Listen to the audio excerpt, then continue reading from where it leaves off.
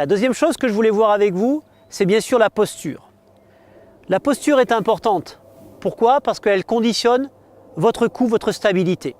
Je préconise de placer d'abord le club derrière la balle et d'avoir le bas du dos bien plat.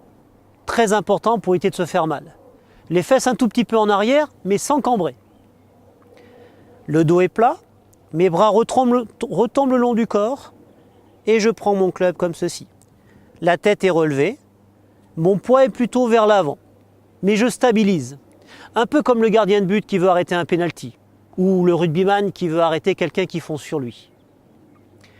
La troisième chose, et c'est la plus importante, c'est l'alignement. N'oubliez pas que le golf est un sport de précision. Donc si vous alignez mal, ça va engendrer des erreurs dues aux compensations. Et c'est souvent là que le bât blesse chez les amateurs.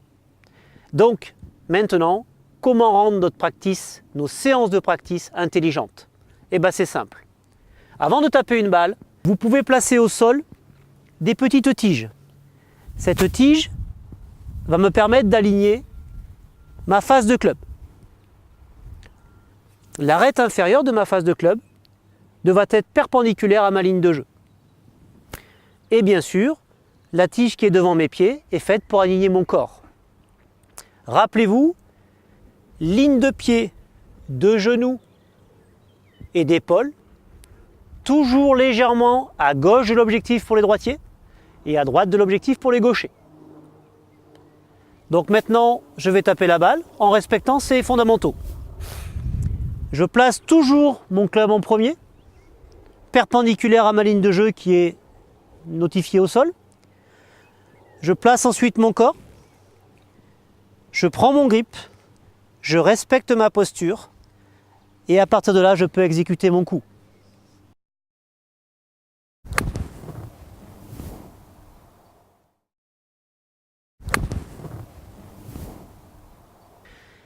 Si vous pratiquez régulièrement cet entraînement à l'aide de repères au sol, vous allez développer ce qu'on appelle la vision périphérique, c'est-à-dire votre possibilité de vous aligner correctement par rapport à l'objectif.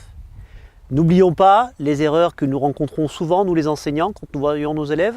Un alignement de corps qui est souvent beaucoup trop à droite de l'objectif pour les droitiers et à gauche de l'objectif pour les gauchers. Par contre, quand nous sommes sur le terrain, les règles de golf nous interdisent de mettre des repères au sol. Donc, je vais vous apprendre maintenant à bien vous aligner sans ces repères. Je les retire.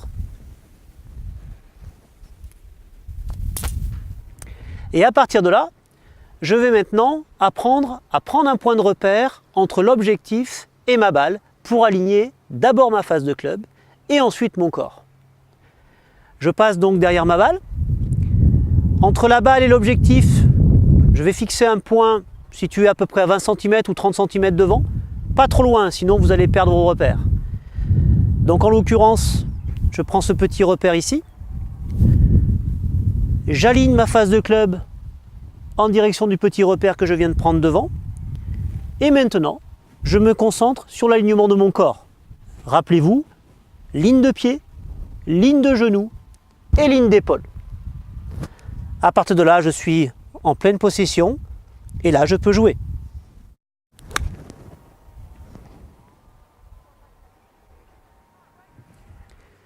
N'oubliez pas, le golf, c'est avant tout un sport de précision.